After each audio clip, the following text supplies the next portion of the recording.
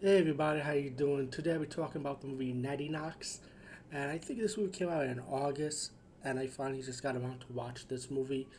This movie has Dan Harris and Bill Moseley. I think this movie is mainly known for the director, who did I think he did Halloween 4 and 5. If I'm corrected. Excuse me, with Dan Harris, and I know this movie was supposed to get a lot of rave reviews because it's like they teaming up, and Halloween 4 and 5 is all enjoyable Halloween movies in the Halloween franchise. And but for some reason, this movie is getting a lot of bad reviews, a lot of bad reviews. Not even one good review, and I can see why. But guess what? Me being a minority, and I'm just not trying to say that I'm being different. I did find myself enjoying this movie. It's just like there's some faults in this movie which I felt like was a little bit way too much when you add extra stuff to it, and that's the part that did not work for me. And and also the second part is I wish this movie was more focused on Dallin Harris as more of the lead of this movie instead of her sons and daughter and their friend being and the babysitter being the main focus of this movie as the hero and heroine of the movie pretty much. Because if this was more focused on Dan Harris, I think maybe we might get a little pass from it because Dan Harris is such a good horror actress. And as a bonus, you may check my bonus content, Fright Bounce YouTube channel, which is my second page. I do have a cameo with Dan Harris answering my Q&A, which is really cool. And you can see why Bill Moseley was also in this movie because that's like her favorite actor to work with, one of her favorite actors to work with. But she mentioned Bill Moseley that he's just such a cool guy to work with, and I believe her too because Bill Moseley looked like a cool guy anyway. But with that being said, the movie is about this woman who's like a B movie star, and the townspeople, the women of the town, killed her because they wanted this book with their husband's name on it. Because the B movie actress ended up becoming a whore pretty much, because she wasn't getting jobs no more acting wise, which is pretty obvious. So, but like I said, the women of the town decided to burn her and kill her pretty much, and she announced that she would have her revenge.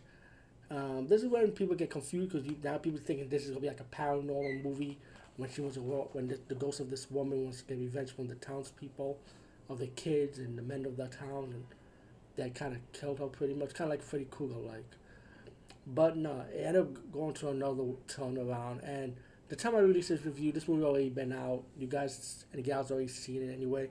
So spoiler, this movie ended up becoming like a serial killer movie type of, I would say, with Bill Moseley, who was the kid in the beginning of the movie, who was the kid who was hiding underneath the bed, all grown up. Now he's like I would say someone like a serial killer. He kidnapped a woman from the towns, started beating her up, and tying her to his basement. And later on, you find out that he's also a police officer. That's why he was hard to get, pretty much. And the kids of the town end up seeing this going on. They try to report it. They wasn't able to report it because, of course, the serial killer played by Bill Moseley is a police officer. When Bill Moseley's character find out who's spied on him and who's messing with him, he start trying to go after them, especially the babysitter. And once stuff started leading up that he kidnaps the babysitter, and then has this character who's the mother of the son and daughter in this movie, getting kidnapped also later. Not kidnapped, actually captured. Um, it's up to the children of the town, the witnesses, to team up and try and stop the serial Bill Moseley's character. Um, Honestly, spoiler: only one person actually died in this movie, like after the witch's death. Excuse me. Um, but all in all, I mean, I feel like they played it safe with this movie. I mean, it did had a good ending. I mean, not really. They had a good ending. The ending's kind of predictable though when you see this movie. Um, I don't want to say too much though, like that. Even though I say spoilers, but I only say spoilers about Bill Moseley's character as him being the killer, pretty much. It kind of led up to one minus. I'm gonna give another spoiler.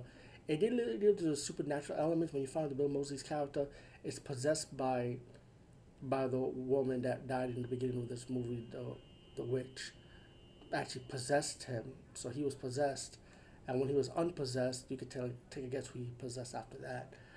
So it was predictable like that, but I mean, I did find myself enjoying it, but it could have been better if they, I say, without the supernatural elements and focus on the serial killer part of it. Since this movie was mainly stretched towards that, and of course, many focus on Down Harris as the lead instead of the kids. But if they didn't want to go with that route, I say gone with the supernatural. I like, even though it'd be a Freddy Krueger ripoff, but still, it would have made much better sense. But I don't know. I found myself enjoying it, but again, it's not perfect. But who knows? Maybe we might get a 90 knocks too. I mean, the way it ended. Who knows? Anyway, over and out. Peace.